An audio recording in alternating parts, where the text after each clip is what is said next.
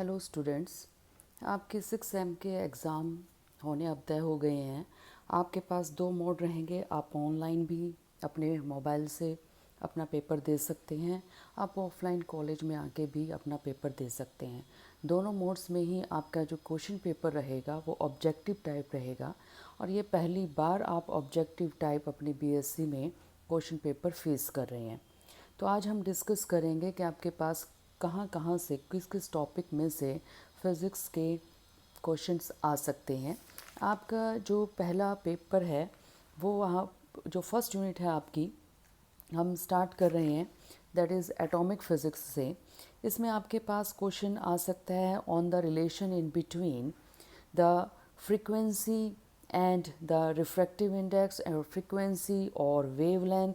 और आपको पता है बड़ा सिंपल सा फॉर्मूला आपके पास है, nu is equal to C upon lambda. इससे आप अपना न्यूमेरिकल सॉल्व कर सकते हैं। इसी तरह से आपके पास कुछ और क्वेश्चंस आ सकते हैं। आपसे पूछा जा सकता है कि जो आपके पास आपका रेडबर्ग कांस्टेंट है उसकी वैल्यू क्या है। और आपसे पूछा जा सकता है कि आपके पास अगर आपका एक्साइटेड लेवल जो है लाइमन, बार्मर और पाइस्टन पीफन सीरीज़ के अंदर अगर आपको N1 की वैल्यू दे रखी है, आपको N2 की वैल्यू दे रखी है, तो यहाँ पर आपका वेव नंबर कैसा निकलेगा। सिमिलरली बोर एटॉमिक मॉडल के केस में आपसे पूछा जा सकता है कि what is your Bohr radius, what is the value of your Bohr radius, and you very well know that its value is 0.528 into 10 raised to power minus 10 meter. इससे आगे अगर आप चलें तो आपके पास आ जाता है Bohr Sommerfeld atomic model. Bohr Sommerfeld atomic model के अंदर आपसे रिलेशन पूछा जा सकता है in between the minor semi minor axis and semi major axis with your azimuthal quantum number and principal quantum number. And you can also have question relating to the eccentricity and the two axes, minor and major axis of your elliptical orbital path. Similarly next जो आपके पास question आ सकता है वो आ सकता है quantum numbers के ऊपर। Different quantum numbers का डिफरेंट क्वांटम नंबर्स के साथ रिलेशन पूछा जा सकता है। इसी तरह से आपके पास रिलेशन है यहाँ पर, that is your magnetic momentum number and angular momentum number. इनका रिलेशन क्या है, इनके ऊपर न्यूमेरिकल पूछा जा सकता है। नेक्स्ट जो आपका चैप्टर है फर्स्ट यूनिट के अंदर, यहाँ पर हमारे पास ये रिलेशन है कि 1s से आप NP से आप 1s में जा रहे हैं, NS से आप 2p में जा रहे हैं। तो इन जो ये आपके पास स्पेक्ट्रल लाइंस होगी ये किस सीरीज़ में हो सकती हैं। तो आपको पता होना चाहिए प्रिंसिपल सीरीज़ में आपके पास स्पेक्ट्रल लाइन कौन सी होगी। जब आप 2p से 1s में जा रहे हैं, 3p से आप 1s के अंदर आपका जो इलेक्ट्रॉन है, जो आपकी एक्साइटेड लेवल है, वो मूव कर रहे हैं। नेक्स्ट ऑब्जेक्टिव टाइप क्वेश्चन जो हैं आपके हो सकते हैं in from the vector atomic model. In vector atomic model आपको L और S की वैल्यू दी जा सकती है, डिफरेंट वैल्यूज़ ऑफ J निकाली जा सकती है। आपसे पूछा जा सकता है selection rule of del J, that is total quantum number. आपसे डेल्टा S यानी कि सिलेक्शन रूल पूछा जा सकता है टोटल स्पिन क्वांटम नंबर का। सिमिलरली टोटल आपसे सिलेक्शन रूल पूछा जा सकता है ऑर्बिटल क्वांटम नंबर का। नेक्स्ट क्वेश्चन आपके पास आ सकते हैं LS कपलिंग से। LS कपलिंग में आपको SP कॉन्फ़िगरेशन दे के आपसे पूछा जा सकता है कि कौन कौन सी पॉसिबल टर्म वैल्यूज़ आपको मिलेंगी। तो एक बार आप कुछ इस तरह के न्यूमेरिकल ज़रूर देख के जाइएगा जिसमें आपको टर्म वैल्यू दे रखी है और आपको डिफरेंट क्वांटम नंबर्स पता लगाने हैं। सिमिलरली वाइस वर्सा भी हो सकता है कि आपको क्वांटम नंबर दिए जाएं और आप टर्म वैल्यू यहाँ पर निकाल रहे हों। LS कपलिंग के ऊपर न्यूमेरिकल आप ज़रूर 2-3 ट्राई करके जाइएगा। नेक्स्ट हम मूव कर जाते हैं, यहाँ पर हमारे पास लैंडे इंटरवल रूल है। बड़ा आसान सा रूल है। आपके पास 3 टर्म वैल्यूज़ हैं, इनके बीच की जो स्पेक्ट्रल लाइन्स हैं इनमें गैप कितना होगा, इनमें गैप उतना ही होगा जितनी कि आपकी जी की वैल्यू में गैप है। जैसे कि 0 और 1 में गैप आपके पास 1 आ रहा है और 0 और 2 में गैप आपके पास 2 आ रहा है। नेक्स्ट चैप्टर हमारे पास आ जाता है हमारे डिफरेंट इफ़ेक्ट्स स्पेक्ट्रल लाइंस का, जहाँ पर आप मैग्नेटिक फील्ड में इनको देख रहे हैं और आप देख रहे हैं इनको यहाँ पर इलेक्ट्रिक फील्ड में, that is your Stark effect. Anomalous Zeeman effect और नॉर्मल जीमन इफ़ेक्ट में याद रखिएगा कहाँ पर आपकी वीक फील्ड यूज़ हो रही है, कहाँ पर आप मैग्नेटिक स्ट्रॉन्ग फील्ड यूज़ कर रहे हैं। सिमिलरली आपको रिलेशन पता होना चाहिए magnetic orbital quantum number and angular momentum में, and magnetic spin quantum number और एंगुलर स्पिन क्वांटम नंबर के स्पिन मोमेंटम के अंदर।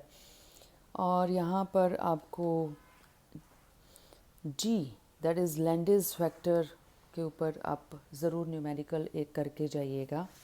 और इधर आप ये रिलेशन भी याद रखिएगा कि अगर एच मैग्नेटिक फील्ड के अंदर आप अपने सब्सटेंस को या एटम को या मॉलिक्यूल को रख देते हैं तो वो कितनी एंगुलर वेलोसिटी से उस मैग्नेटिक फील्ड के चारों तरफ प्रोसेस करेगा या घूमेगा।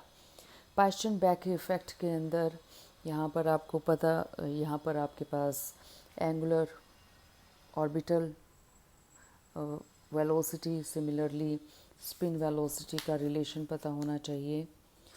और इसके अलावा आपके पास नेक्स्ट जो है, आप ये छोटे छोटे न्यूमेरिकल ज़रूर करके जाइएगा जिसमें आप लैंडिस फैक्टर निकाल रहे हैं, आपके पास टर्म वैल्यू गिवन है और आप डिफरेंट क्वांटम नंबर्स की वैल्यू यहाँ पर निकाल रहे हैं। क्योंकि क्वेश्चन जो हैं आपके ऑब्जेक्टिव टाइप आने हैं तो थोड़ा ध्यान से क्वेश्चन पढ़ के, क्योंकि आपको बहुत सारी ऑप्शंस ठीक लगेंगी यहाँ पर। मॉलिक्यूलर फिज़िक्स के अंदर रिलेशन आपको रोटेशनल एनर्जी का, काइनेटिक एनर्जी जैसे हम हाफ ऑफ mv² देते हैं, रोटेशनल के केस में m रिप्लेस कर देता है, मोमेंट ऑफ इनर्शिया को v रिप्लेस कर देता है, एंगुलर मोमेंटम को। यहाँ पर आपके पास जो रिलेशन है वो कितना चेंज आ जाएगा रोटेशनल स्पेक्ट्रा के अंदर एनर्जी में विद क्वांटम नंबर j। तो ये रिलेशंस के ऊपर अपना न्यूमेरिकल ज़रूर करके जाइएगा। और ये भी ध्यान में रखिएगा किस केस में आपको रोटेशनल मॉलिक्यूलर स्पेक्ट्रा मिलता है, कितनी एनर्जी के ऊपर, कौन से रेडिएशंस के ऊपर आपको रोटेशनल स्पेक्ट्रा मिलता है और कौन सी एनर्जी के ऊपर आपको वाइब्रेशनल स्पेक्ट्रा मिलता है और इलेक्ट्रॉनिक स्पेक्ट्रा मिलता है।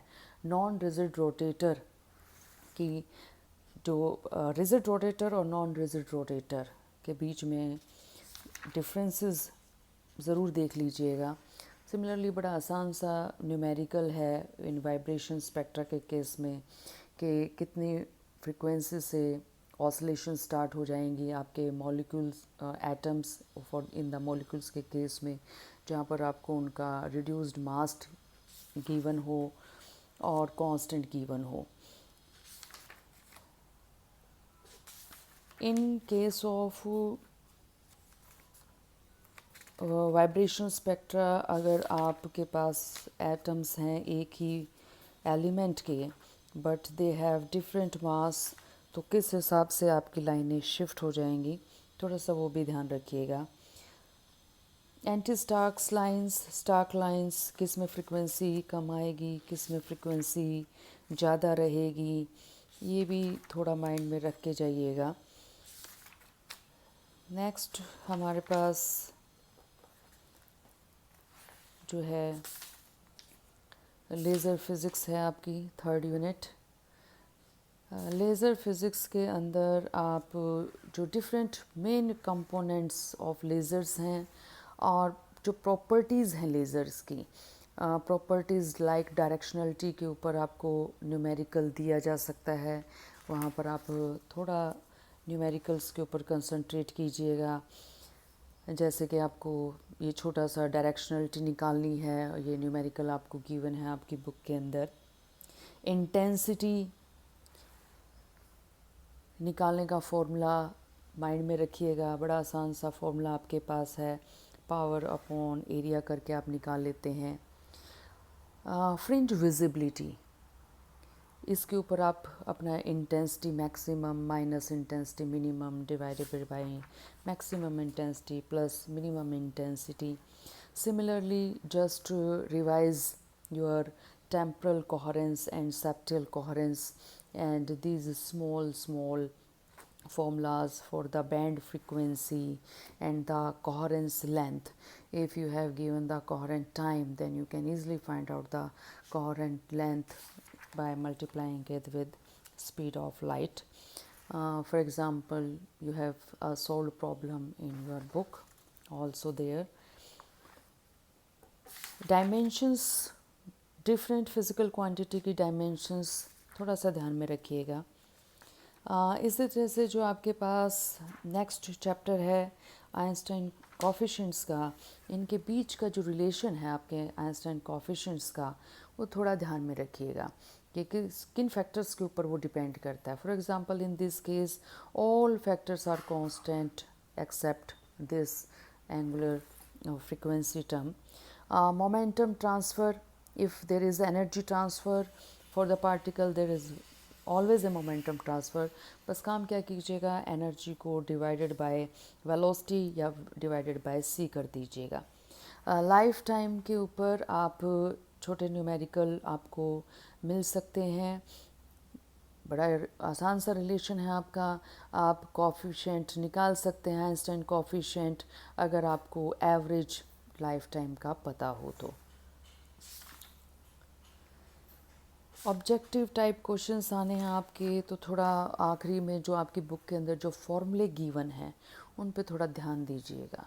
आपको फॉर्मूले पता होने चाहिए। ऑब्जेक्टिव टाइप क्वेश्चन में आपको पता ही है, यहाँ पर थोड़ा सा चेंज ही एग्जामिनर कर सकता है, ओमेगा स्क्वायर दे सकता है, आपको ध्यान रखना है। यहाँ पर ओमेगा क्यूब था, यहाँ पर आपकी पाई क्यूब मिल सकती है, ध्यान रखिएगा कि आपके पास पाई स्क्वायर है।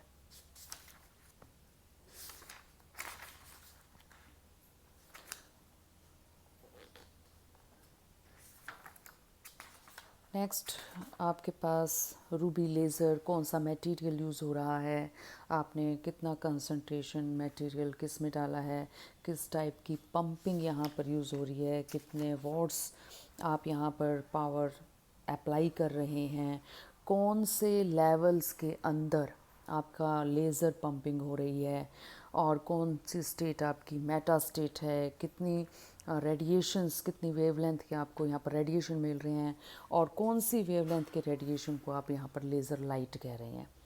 आप किस टाइप की पंपिंग कर रहे हैं, जैसे कि यहाँ पर पंपिंग के लिए आपने फ्लैश लैंप यूज़ किया है, कौन से मटेरियल की आपने रोड ली है, कौन सी जो आपने कॉइल ली है वो कौन से मटेरियल की आपने ली है। तो ये चीज़ें थोड़ा थोड़ा ध्यान देने की हैं। फॉर एग्ज़ाम्पल यहाँ पर आपको मेंशन किया गया है 10⁻8 वॉट पर मीटर क्यूब, जो पर मीटर स्क्वायर से आप पावर मिली है। सिमिलरली हीलियम नियॉन लेज़र में हीलियम जो है आपकी हेल्पिंग गैस है, नियॉन जो है आपकी लेज़र गैस है, और कौन से लेवल्स के अंदर, ये एक 4 लेवल लेज़र है, कौन से लेवल्स के अंदर आपकी पंप लेज़र एक्शन हो रहा है, कौन से रेडिएशंस आपकी नॉन रेडिएटिव रेडिएशंस हैं यहाँ पर इन दिस केस, कौन से रेडिएटिव रेडिएशंस हैं, आपकी कौन सी जो वेवलेंथ है वो रिप्रेजेंट कर रही है कौन से कलर को। These may be the questions in your objective type exam, and I think this is all about your first paper.